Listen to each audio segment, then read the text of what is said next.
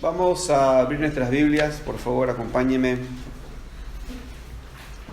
a Isaías, capítulo 9, versículo 6.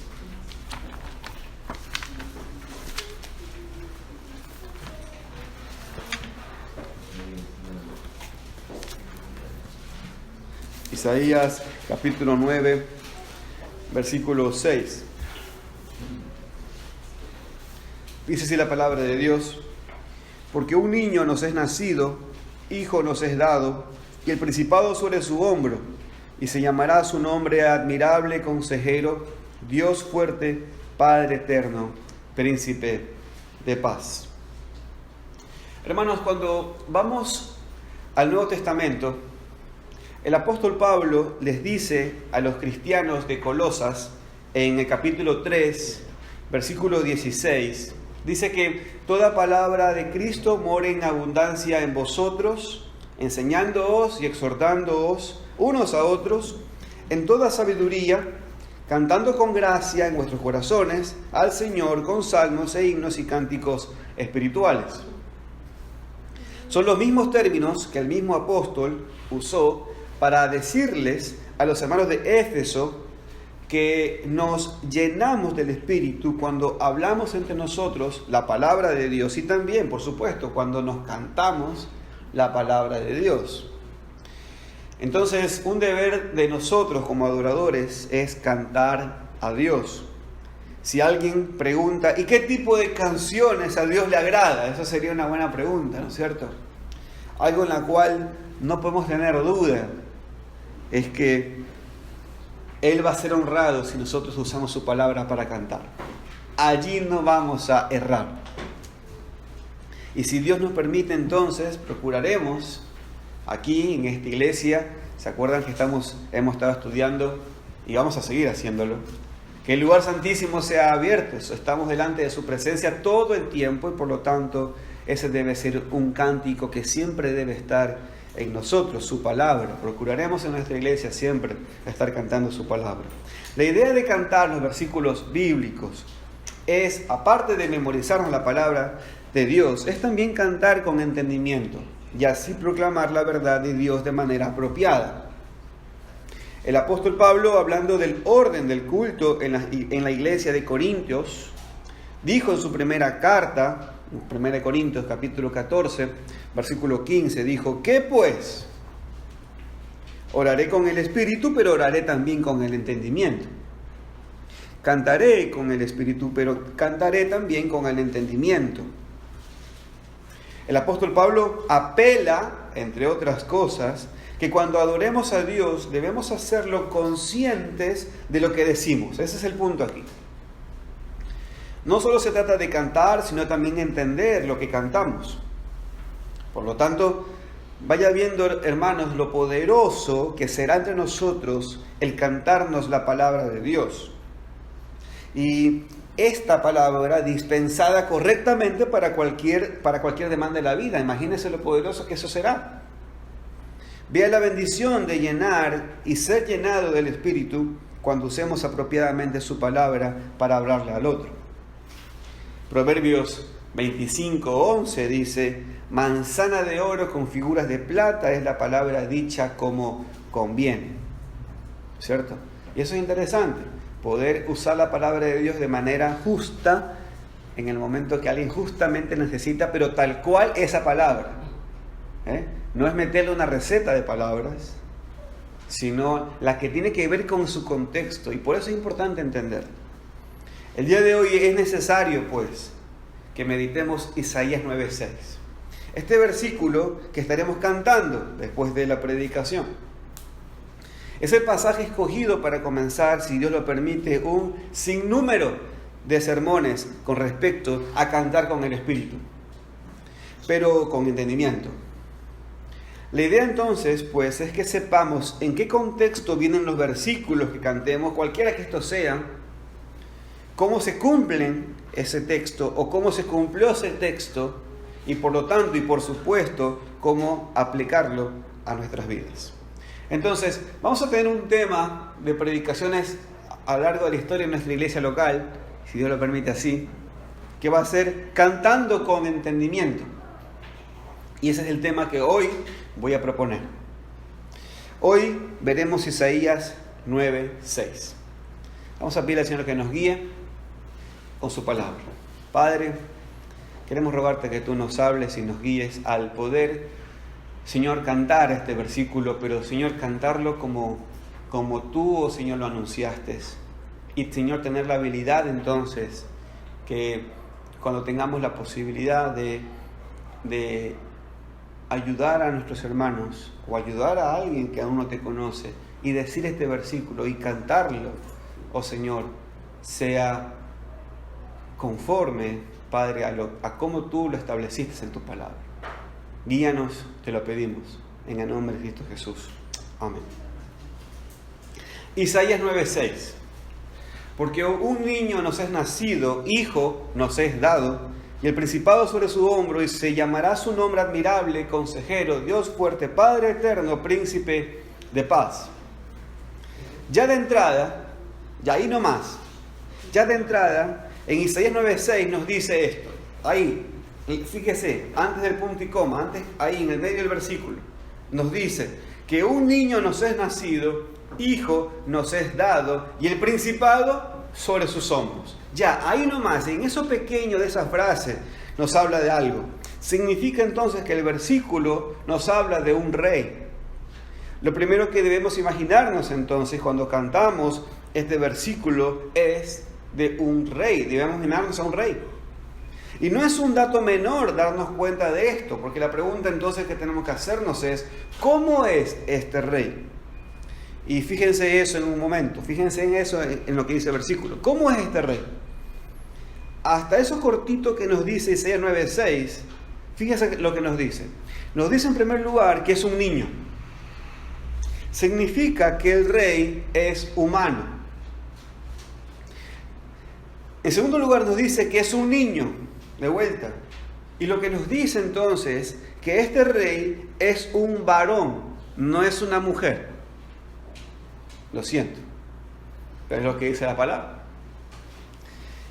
Pero también nos dice que nos ha sido dado este rey. O sea, este rey, que es un ser humano, que es un varón, es un regalo, se nos dio.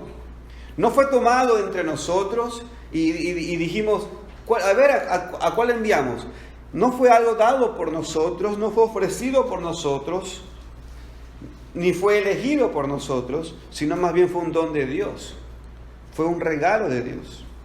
Entonces, ya de entrada, si cantamos este versículo y sin tener que adentrarnos en el contexto del pasaje, bien podemos cantarlo sabiendo que estamos cantando de un rey, un ser humano, género masculino. Y pensar en esto también nos sorprende mucho. Si le hiciéramos una encuesta, por ejemplo, a las personas, y la primera pregunta de esta encuesta sería, ¿usted qué prefiere como estilo de gobierno? De entrada, alguien diría, bueno, a mí no me gusta que me gobiernen, la verdad. Sí. Pero si usted tendría que elegir entre una monarquía y una democracia, la mayoría seguramente dirá, pues elegimos la democracia, ¿no es cierto? Somos un país republicano, ¿no? La democracia, dame democracia. Pero fíjense entonces que cuando cantamos este versículo, lo que debemos tener en mente es que estamos eligiendo o nos estamos suscribiendo a una monarquía. Fíjense entonces cómo nuestra mente nos puede hacer pasar una mala jugada, ¿no? Elegimos democracias, sin embargo le cantamos a un rey. Alguien dirá, pero espera, está bien, pero sí, claro, es una monarquía, pero esta monarquía es de Dios. Porque este versículo nos habla del reinado de Dios. A lo que le responderemos es esto. Es cierto, pero fíjate lo que dice el texto. Un niño nos es nacido, hijo nos es dado. Si continuamos con la encuesta, la segunda pregunta sería, ¿usted prefiere la monarquía humana o una monarquía teocrática? O sea, una monarquía de Dios. Y nosotros, como somos súper espirituales, Vamos a responder, pues tengo que elegir entre esas dos. Por supuesto que elegiré una monarquía, pero de Dios, teocrática. Pero el texto nos dice que el rey es humano. Fíjese cómo la mente nos sigue jugando una mala pasada. Porque nosotros en Neutro nos oponemos a las monarquías y le cantamos a un rey. Nos oponemos a monarquías de hombres y sin embargo le cantamos a un ser humano. Esa es la verdad. Y si seguimos con la encuesta, la tercera pregunta sería, en el caso que haya monarquía, y esta monarquía debe ser dirigida por un hombre o por una mujer, ¿qué género elegiría usted? Pues no debemos sorprendernos de muchos que dirían una mujer. Muchos creen que la mujer es menos corrupta que el varón.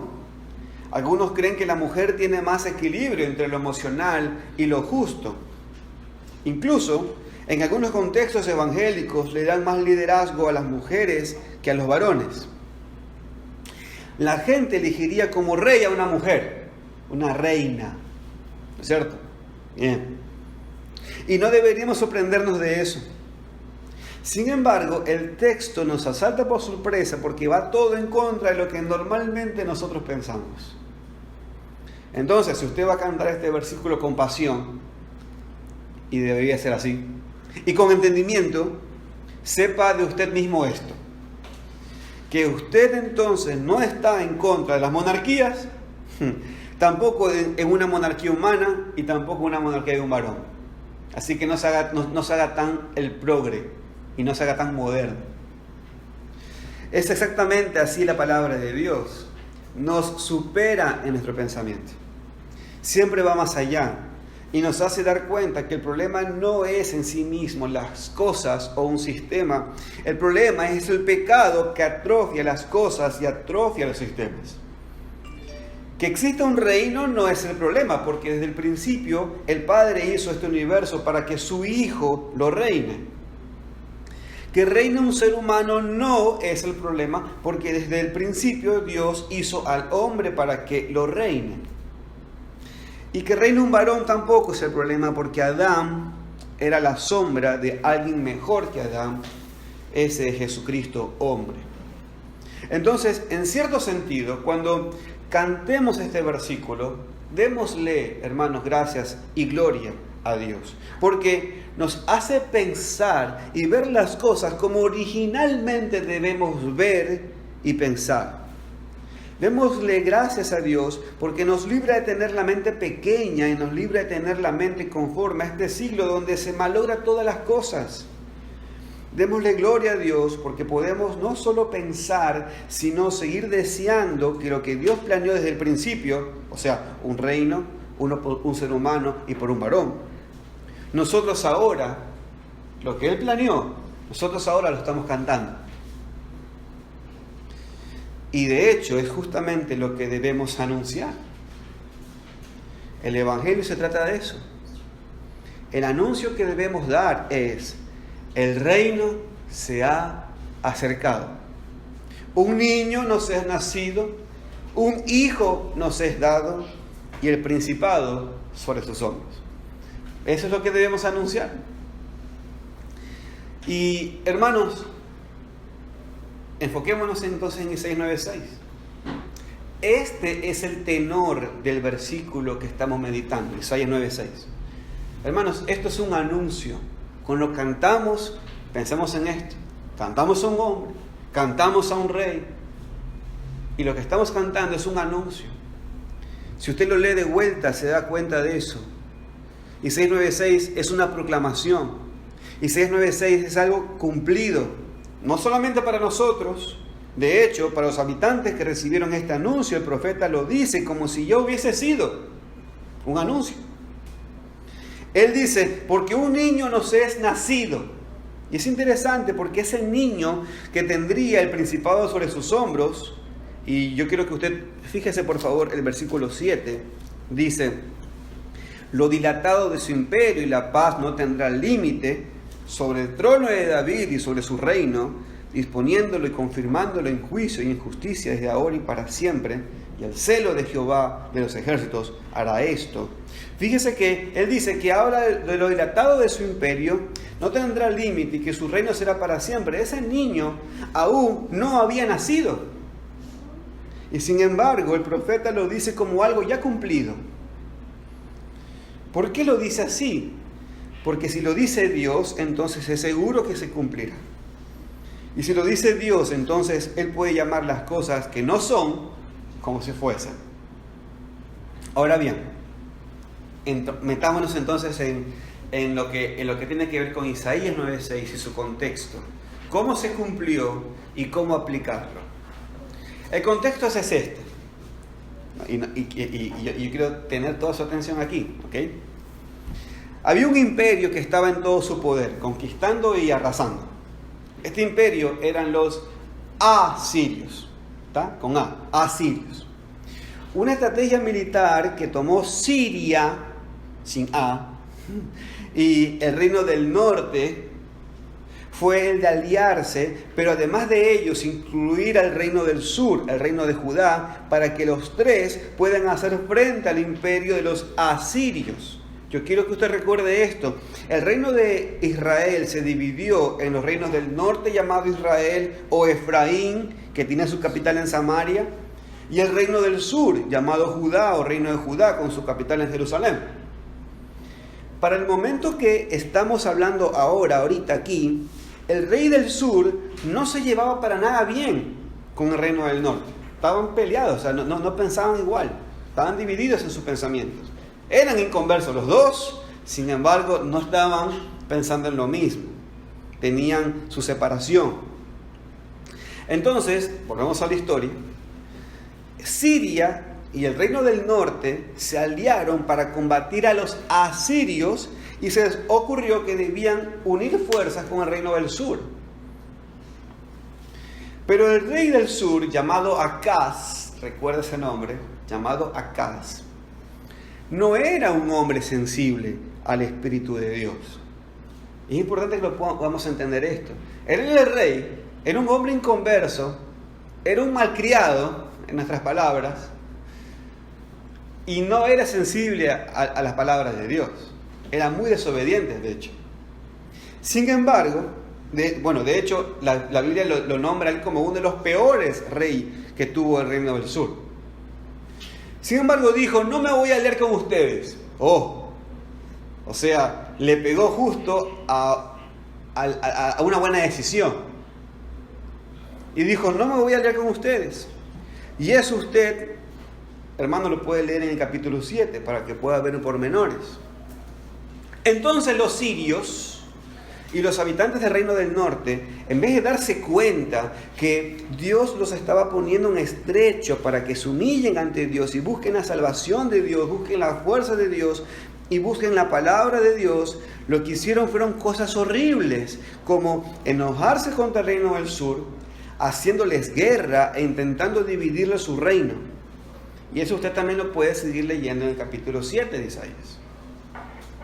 Ellos pensaban que la alianza humana era lo que lo iba a salvar. Entonces, en venganza, ellos iban a hacer la vida imposible al reino del sur. No vamos a entrar tanto en detalle, pero entiéndase esto, hermanos. Los del reino del sur iban a sufrir tanto, y escuche esto, ellos iban a sufrir tanto que fue necesario que Dios les haga una promesa, les haga un milagro al reino del sur.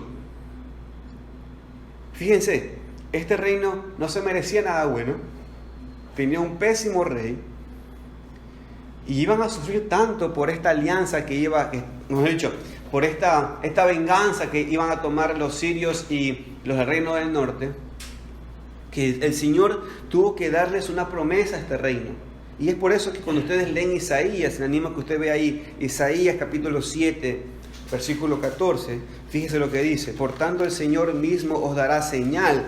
He aquí la Virgen concebirá y dará a luz un hijo y llamará su nombre Emmanuel. Era tanto lo que iba a sufrir este pueblo que Dios usó al profeta Isaías para consolar al reino del sur, diciéndoles: la Virgen dará a luz un niño. Y ese niño, mientras lo vean ustedes en la ciudad, recordarán que yo estoy en medio de ustedes. No teman. Entonces, esta era la situación pecaminosa del reino del norte y de Siria. Buscando alianzas humanas y molestándose con ellas cuando no tienen su ayuda. Pero hay algo más oscuro que hicieron los del reino del norte y los de Siria. Ellos, buscando consejo, se fueron al extremo y buscaron consejos en los muertos. En vez de humillarse ante el Dios vivo y verdadero, Siria y el reino del norte buscaron el consejo de los muertos. Y eso usted lo puede leer en el capítulo 8 de Isaías. Entonces, fíjense, la imagen previa que tenemos en Isaías 9:6 es una imagen oscura del reino del norte. El rey del norte y sus líderes habían buscado el mal consejo. Habían buscado la sabiduría humana y la palabra abominable de los muertos. Mucha oscuridad, si ustedes se dan cuenta, es este contexto. Y hermanos y amigos que oyen este mensaje, así es el ambiente del hombre cuando pone su esperanza en la estrategia humana y busca el consejo no donde Dios. Miren, por ejemplo, Isaías 8, y aquí nos dice una radiografía de cómo estaban ellos en sus almas. Isaías 8, versículo 21 y versículo 22, fíjense. Y pasarán por la tierra fatigados y hambrientos, y acontecerá que teniendo hambre se enojarán y maldecirán a su rey y a su Dios, levantando el rostro en alto, y mirarán a la tierra, y aquí tribulación y tinieblas, oscuridad y angustia, y serán sumidos en las tinieblas. La recompensa de no confiar en Dios es fatiga, insatisfacción física, mal humor, malas palabras, soberbia ante Dios, problemas sin hallar la salida, oscuridad y angustia. En una frase, serán asumidos en tinieblas. ¿Y sabe qué pasa? Como no podemos golpear a Dios porque nos gustaría realmente hacerlo, golpeamos al prójimo, como ellos querían hacerlo con el rey del sur. El Señor entonces los ha entregado a la angustia y a las tinieblas. Entonces, esto era lo que quedaba como consecuencia a los moradores de esa zona: densa oscuridad. Había mucha oscuridad en medio de ellos. Pero en medio de esa maldición, el Señor les da esperanza. Y miren lo que dice el versículo siguiente de lo que acabamos de leer. Los versículos siguientes serían Isaías 9, ¿no? Miren lo que dice Isaías 9, versículos 1 y 2. Mas no habrá siempre oscuridad para la que está ahora en angustia, tal como la aflicción que le vino en el tiempo que livianamente tocaron la primera vez a la tierra de Zabulón y a la tierra de Neftalí. Pues al fin llenará de gloria el camino del mar, de aquel lado del Jordán, en Galilea de los gentiles. El pueblo que andaba en tinieblas vio gran luz. Los que moraban en tierra de sombra de muerte, luz resplandeció sobre ellos. El Señor les dice: no habrá siempre oscuridad para los que ahora están en angustia. El pueblo que moraba en tinieblas ahora tenía la oportunidad de volver a tener luz, pero no una luz pequeña, sino una gran luz. Los que antes estaban buscando la palabra de los muertos e intentaban tener haces de luz en sus vidas escuchando el consejo no de Dios, ahora podían ser resplandecidos. Los que moraban en tierra de sombras de muerte, pensando que la sabiduría humana es mejor resplandor que la sabiduría de Dios, pues ahora tenían la oportunidad de ser iluminados. Ahora bien, aquí viene una pregunta: ¿qué tipo de iluminación iban a recibir? Y esto también es importante poder entender, porque nosotros hablamos de iluminación y pensamos en un Osram, ¿no? ¡Ting! Que nos ilumina la sala, ¿no? Algo así. Esta luz ofrecida de Dios al pueblo, según este contexto, ¿en qué consiste? Y fíjense lo que consiste. Miren el versículo 3 de Isaías 9. Dice: multiplicaste la gente. Acuérdense, hermanos, que ellos habían sido conquistados y muertos.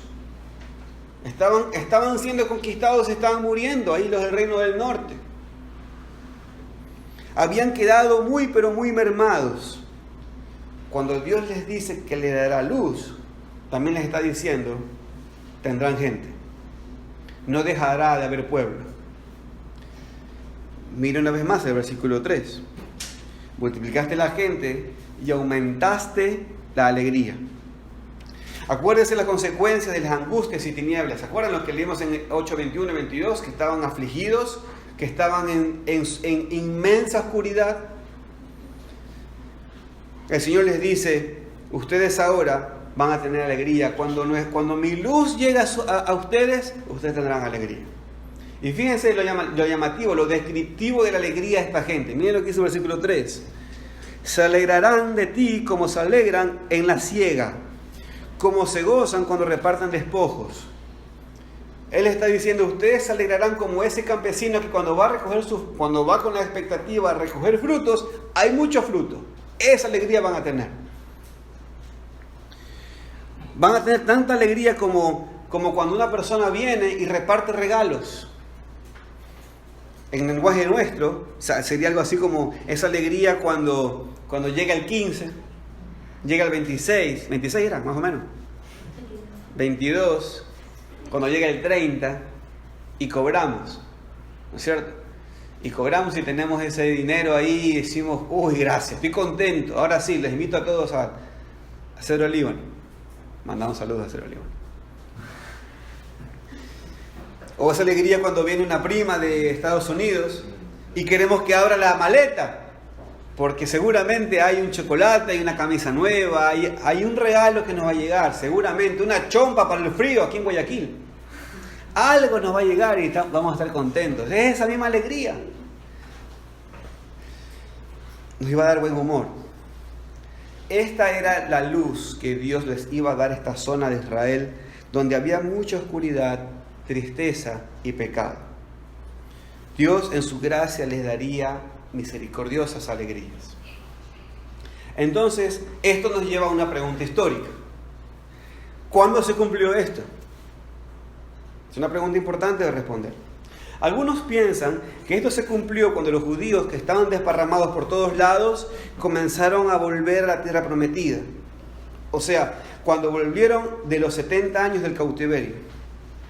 Pero la verdad es que pensar así, si bien muchos estaban muy contentos de regresar a Israel, esto significaría entonces que Israel como tierra geográfica es lo que hace que ellos se reproduzcan y tengan alegría. Pero la multiplicación de la gente y la libertad y alegría que ellos que tenían no iba a ser producida por cosas naturales, sino por Dios. Entonces es allí cuando llegamos al versículo 6. Entonces, ahora sí el anuncio cobra fuerza y sentido. El pueblo iba a tener luz, que implica alegría y mucha gente, porque la misma presencia de Dios estaría con ellos. Esa luz que les era prometida en medio de sus tenebrosas angustias, les era dada por un niño que les era nacido, un hijo que les era dado. La luz de este pueblo consistía y se basaba en tener al niño en quien reposaba el principado sobre sus hombros. No es la estrategia humana ni la consulta a consejeros fallidos lo que hace que tengamos luz, sino la presencia de Dios en nuestras vidas. El reino del norte, ya habiendo sido condenada al cautiverio por Dios, habiendo sido maldecida a las tinieblas y oscuridad producto de sus obras vergonzosas y pecaminosas, tenía ahora la oportunidad de volver a tener luz. Pero esta luz que podía tener no era lograda por la obediencia. Ellos ya habían sido condenados. Esta luz y este resplandor lo iban a tener únicamente y solamente por fe. Un niño les era dado. Ahora había que recibir a ese niño, a ese hijo, y había que recibirlo por fe. Entonces, seguimos con la pregunta, porque no la hemos respondido. ¿Cuándo se cumplió esto? Los que saben dicen que este pueblo que recibió esta profecía sí vio cumplido esta promesa. Piensen esto. Esta promesa esta profecía de Isaías 9:6 fue escrita 725 años antes de Cristo. Fue dicha 725 años antes de Cristo. Esta profecía fue dicha para esa gente. La pregunta entonces es, ¿cómo esa gente recibió esa promesa? Y los que saben dicen que ellos sí recibieron esa promesa. ¿Se acuerdan del niño de la Virgen que iba a tener y que su nombre sería llamado Emmanuel, que significa Dios con nosotros? ¿Se acuerdan de Isaías 7? Lo leímos hace un momento, ¿no? Bueno, en el capítulo 8, en los primeros versículos, Isaías, mandado por Dios, tuvo un hijo con una profetisa. Usted lo lee en los primeros versículos del capítulo 8. Tuvo un hijo. Miren lo que dice Isaías 8:3. Y me llegué a la profetisa, la cual concibió y dio a luz un hijo. Y me dijo Jehová, ponle por nombre Maher Salal Hasbaz. Los que saben dicen que ese niño prometido era el hijo de Isaías. ¿Me siguen hasta ahí? Sin embargo, hay algunos que saben más que estos primeros que acabo de decir.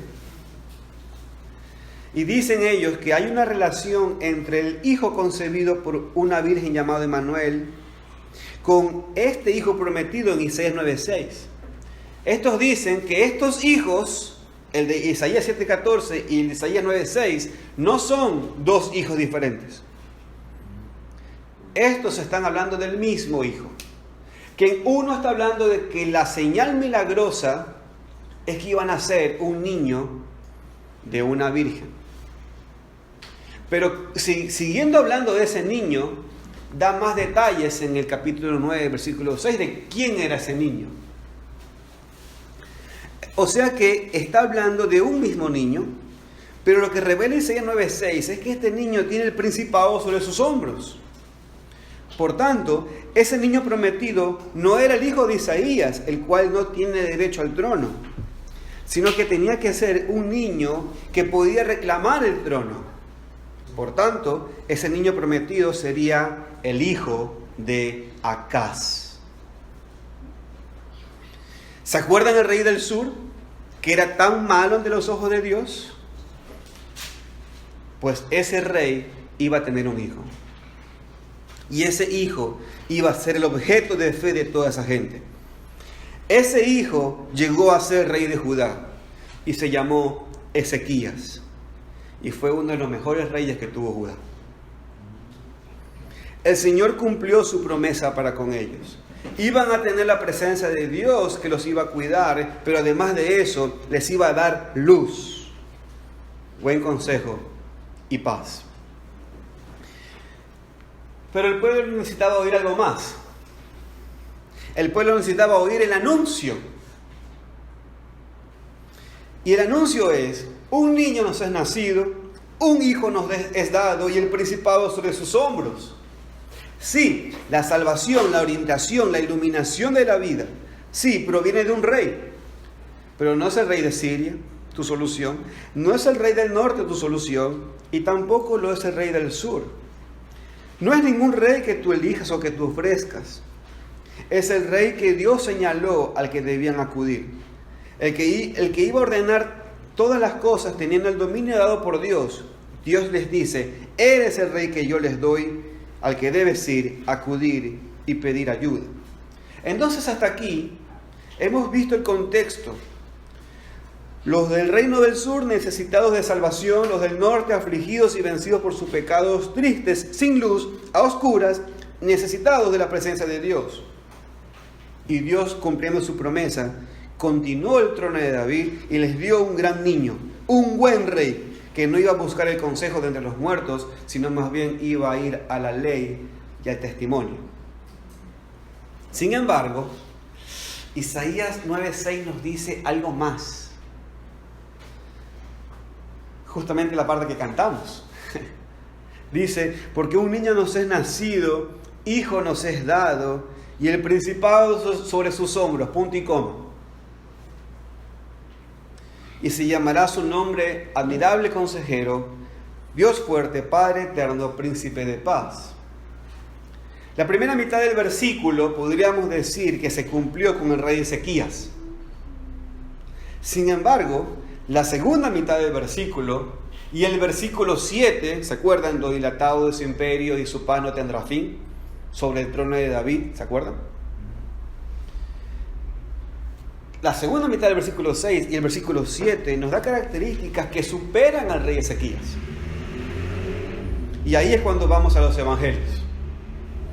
Acompáñenme por favor al Evangelio de Mateo, capítulo 4.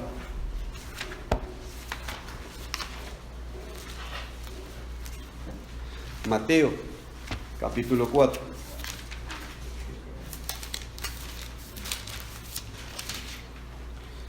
Versículos 12 al 16. Cuando Jesús oyó que Juan estaba preso, volvió a Galilea. Y dejando a Nazaret, vino y habitó en Capernaum, ciudad marítima, en la región de Zabulón y de Neftalí, para que se cumpliese lo dicho por el profeta Isaías cuando dijo: tierra de Zabulón y tierra de Neftalí, camino del mar al otro lado del Jordán, Galilea de los gentiles. El pueblo asentado en tinieblas vio gran luz, y los asentados en región de sombra de muerte, luz les resplandeció. No tenemos todo el tiempo para poder sumergirnos en este pasaje, aunque yo le animo a que usted lo lea más tarde en su casa. Y fíjese, hermanos, que el Señor Jesucristo comienza su ministerio de reino allí, en esta zona. Si ustedes leen todos los capítulos anteriores en Mateo, usted va a ver la genealogía de Jesucristo, llamado como el que podía reclamar el trono, descendiente de Abraham, descendiente de David.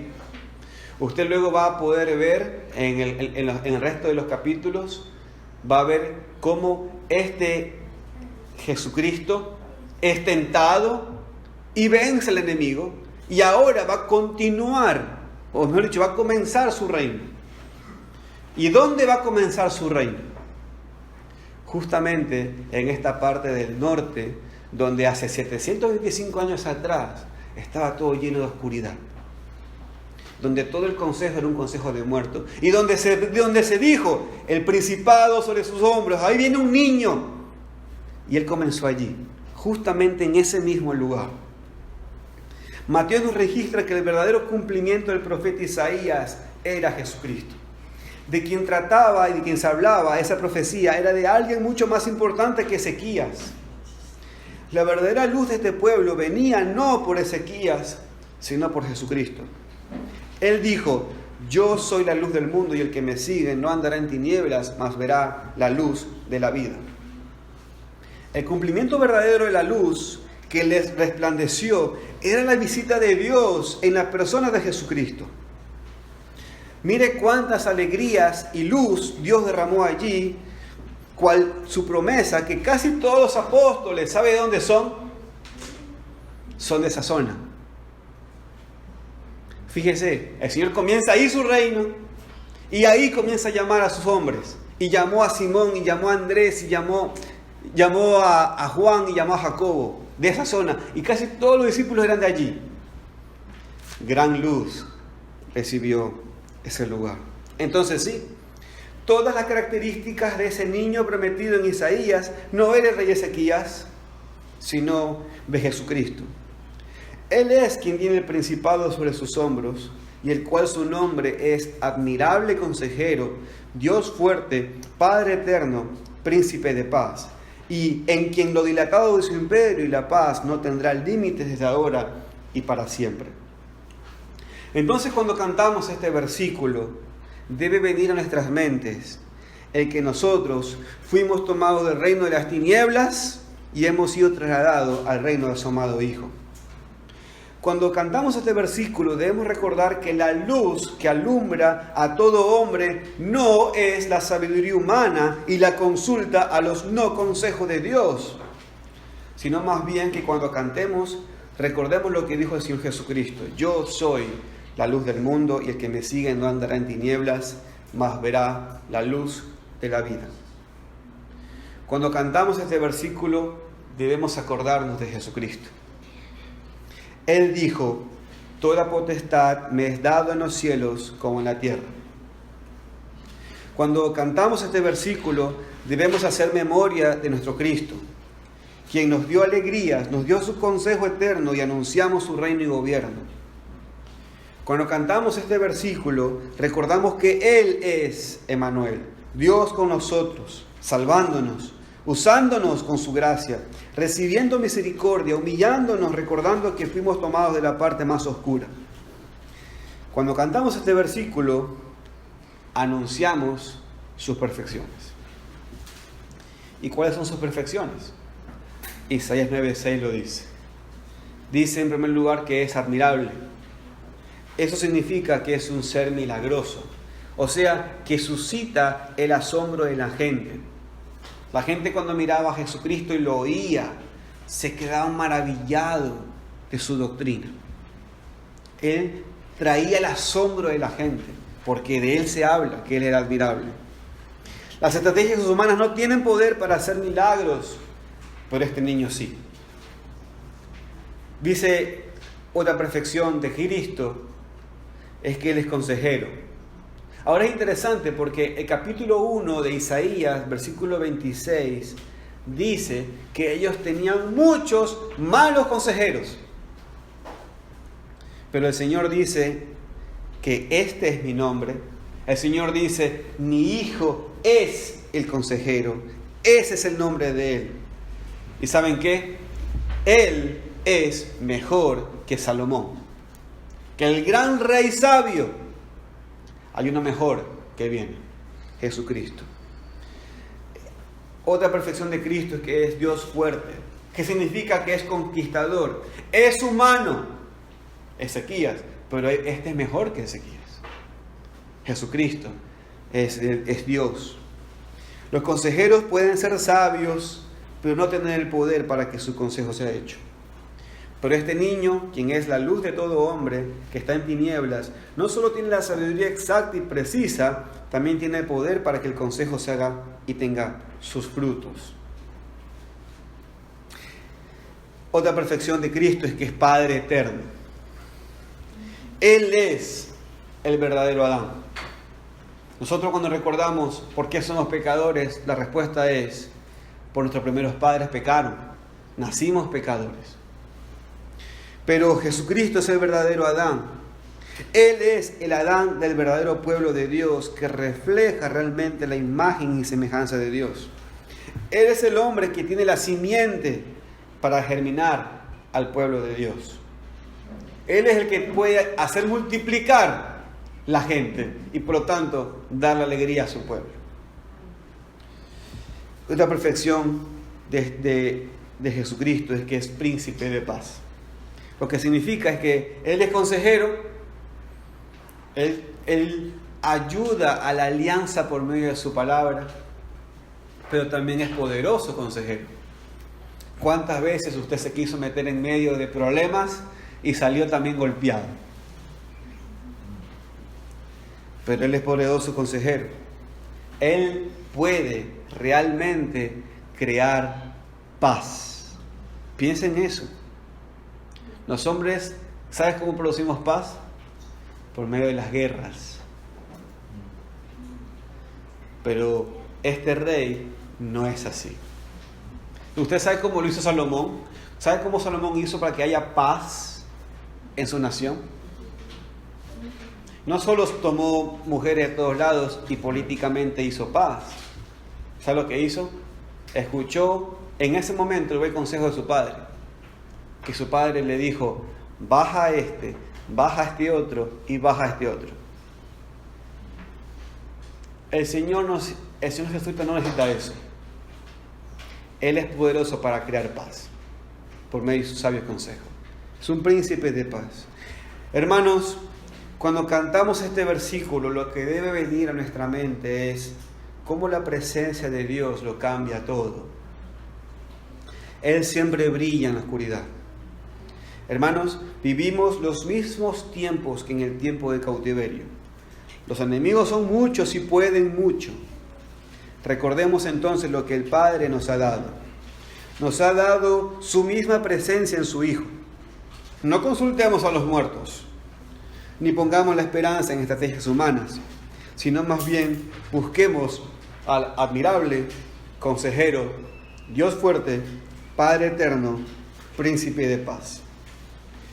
Y es eso que cantamos, es eso lo que debemos anunciar a los que andan en tinieblas y angustias. Amén. Que el Señor sea glorificado con su palabra. Vamos a orar.